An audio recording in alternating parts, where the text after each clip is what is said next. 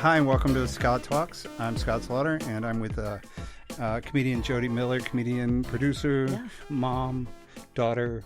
Cat lady. And so many cats. We just finished up a really entertaining and extremely, sometimes very touching and mostly funny interview with Laura. You guys need to tune in to Tuesday's episode and check it out. The name of your episode is The Only Single Mom. That's right. And you and I met at a celebration. Birthday. I guess it was a birthday. It was a birthday No, party. it was an adoption celebration. Adoption celebration for our friends Tony and Michael, who I love the story of how Michael's experience led you to adopt a child. Yeah. Your story is a lot about being an older mom. It is.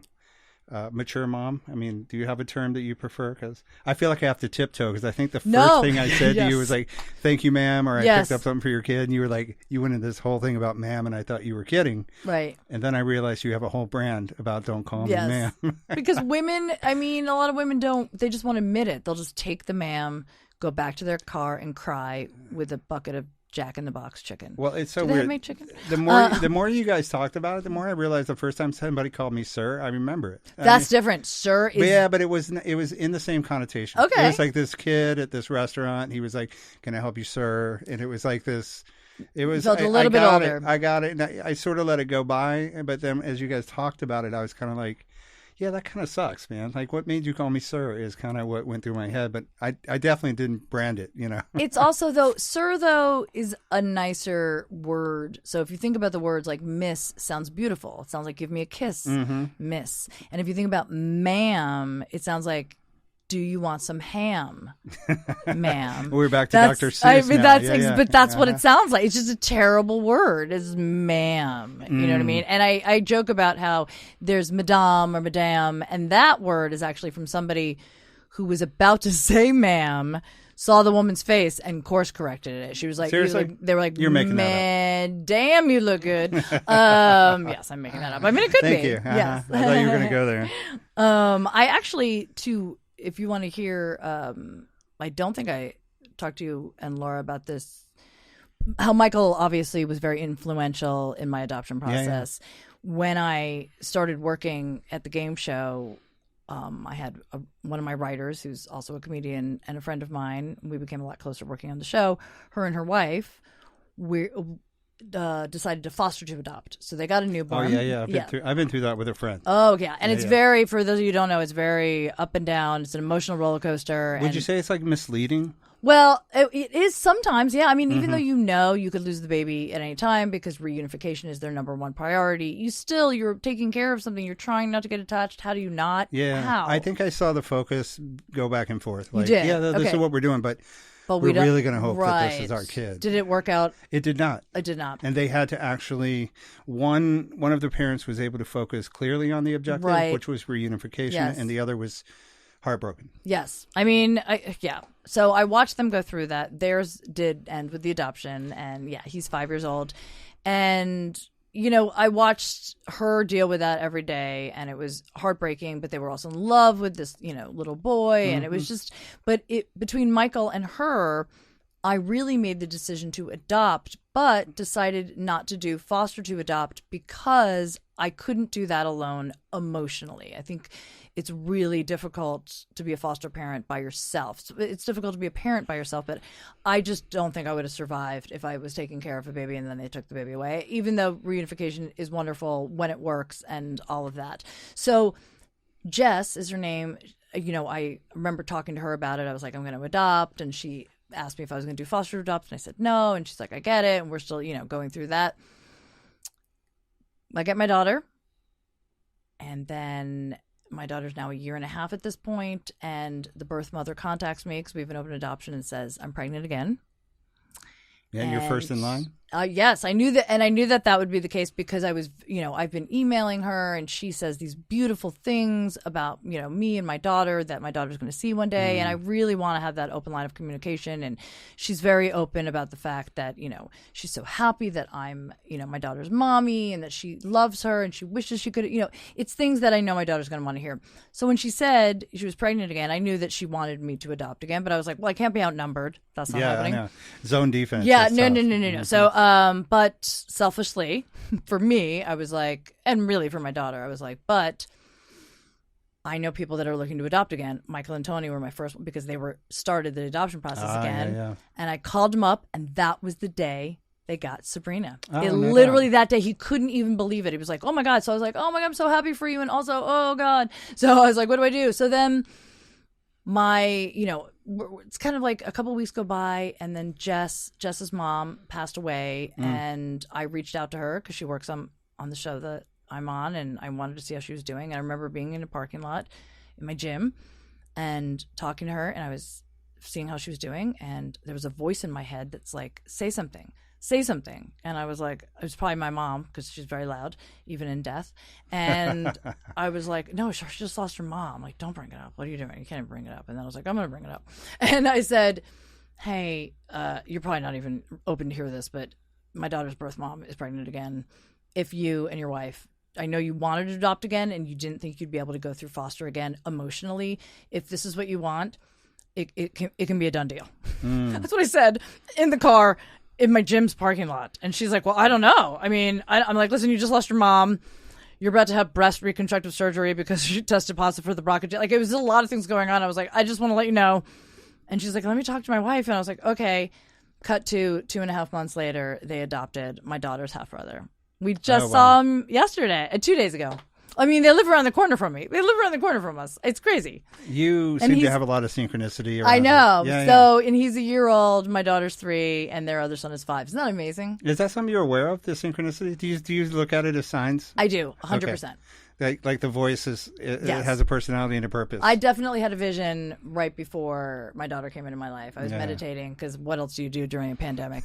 And I mean, seriously. I looked it up, and actually adoptions went up like 20% during the pandemic. That makes, wow. That's, it does. wow. Animal adoptions went up like 1,000%. So, yes. But oh my God, yes. people were lonely. And that brings me to another point I think that Laura was talking about, which really struck me is, because I always think, one of the gifts of like I don't ever want to burden somebody who doesn't have kids with the idea that they're missing out on something. But, right. But the way you put it was really lovely, because I think love is this thing that it has different experiences to it. And I think the way you said you wanted to experience the love of a child or the love of a partner, and you made a choice about that. You didn't just throw it up in the air and be like, oh, well, I guess I'm out of luck. Right. You decided for yourself at this time in your life that if you weren't going to find a partner to have in a relationship, you would have a kid. Do you think that is something important for people to be aware of, that they're not only deciding about a role they're taking on in society as a mom, like, oh, this is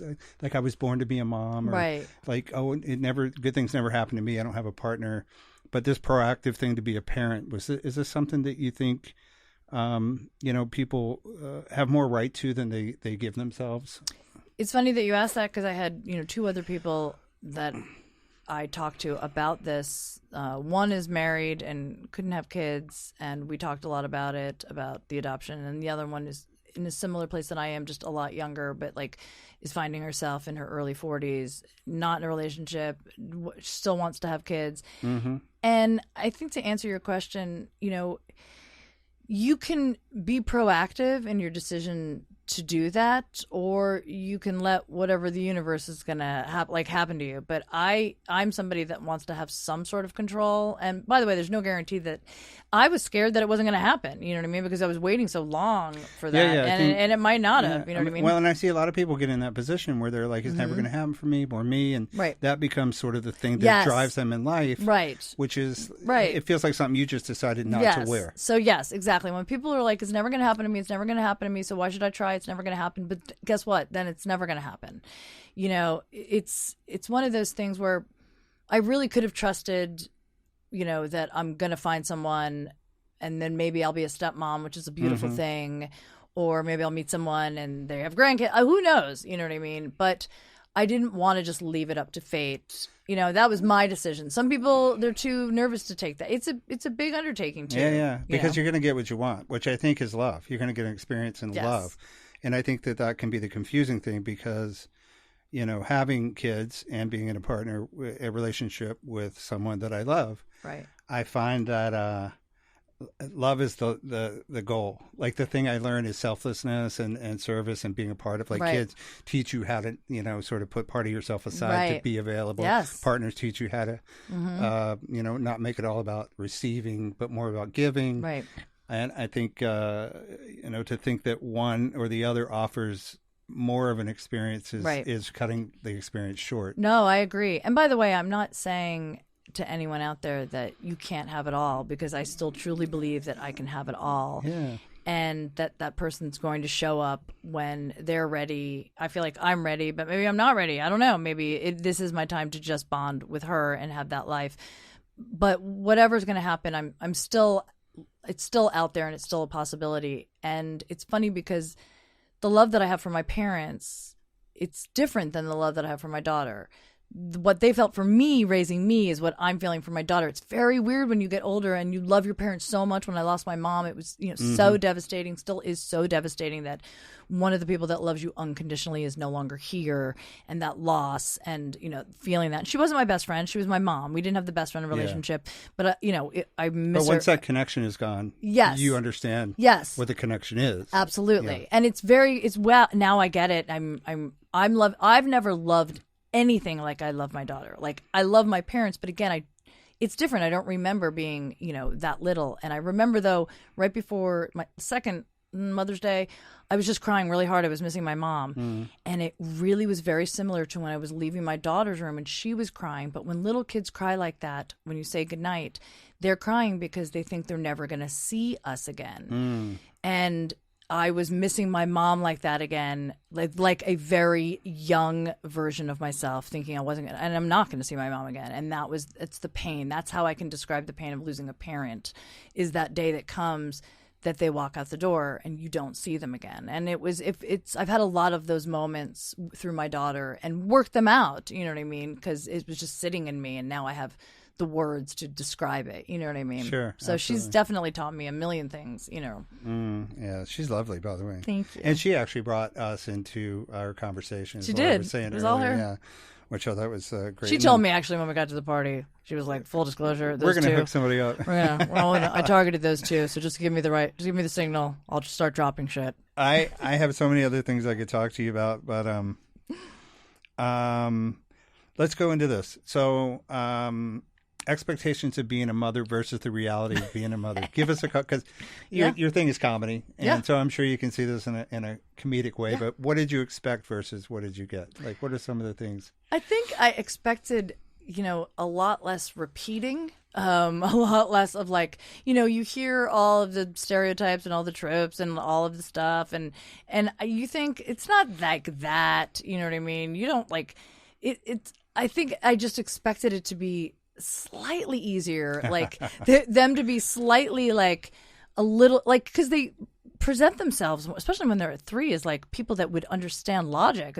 They're Right. at none of it, like absolutely none of it. Like the other night, I was like, "Do you want to take a bath before or after dinner?" And she was like, "No."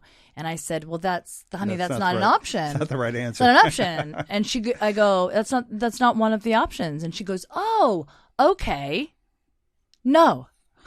So you think for 1 second that they got it, and then you're like, "Oh, you're 3. You don't get it." Right. And then you're going to bite my leg. Okay, that's great. So I didn't expect the biting, the scratching, the sort of the look in their face where you're like, "Are you a sociopath?" Like, do you know what I mean? Like, who are you? You know what I mean? Are we going to be okay? Are we going to be okay? Yes. Are we going to be okay? There's a lot of asking that. Am I going to be okay? Are you going to be okay? Are we making it? I'm 55. I can't remember 56. I'm at that stage where, how old are you? Let me do the math. But I just recently met a kid that Laura talked about, and I've had this anti-grandpa thing. Like, my kids are like, "Oh, my friends on Facebook Right. are like, I'm a grandpa," and I'm like, I don't want to hear about it. And I had the first experience with this kid, Bella, who said, I finally said, maybe I could be a grandpa. Aww. You know what I mean? Like she's sweet, and I like being a part of her life, and she comes in and gives me attention, and then leaves when it's appropriate. That's great. And I love it. It's appropriate. Yeah.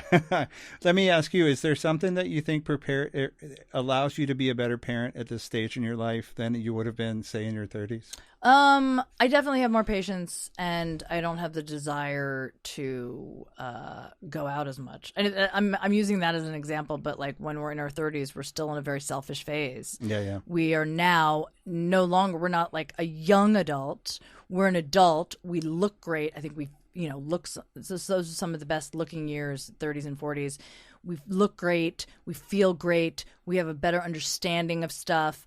And we're a little selfish. We really want to just do things, you know what I mean? And if I had a kid at that time, I think that I would be like, well, I need to do more of this for me. I don't think I would have been as good of a mom as I am now. Now, maybe shave a few years off. Maybe I did a little bit, split the difference like a little 40s, bit. Yeah, just a little bit. But I'm really glad that I'm an older mom because we're living longer, you know what I mean? And again, there's no guarantees about anything, you know what I mean? So I'm living long, I'm taking care of myself. I feel good. And I'm at a better place in my life where she goes to bed and an hour and a half later, mommy goes to bed too. Damn. And it's just, not all the time. I'm still performing. I'm a 10 o'clock guy, so I'm like, that's what I mean. 9:30, 10, I'm in bed reading and it feels great. And if I was in my 30s, I would want to be going out. Oh yeah, you'd be on phone all FOMO, night. I'd be like, what are you guys doing? I want to do that. You know what I mean? And then I'd be hungover way more with her. You know what I mean? So I'm really glad that I don't even have that desire anymore. You know what I mean? Yeah, it's wonderful.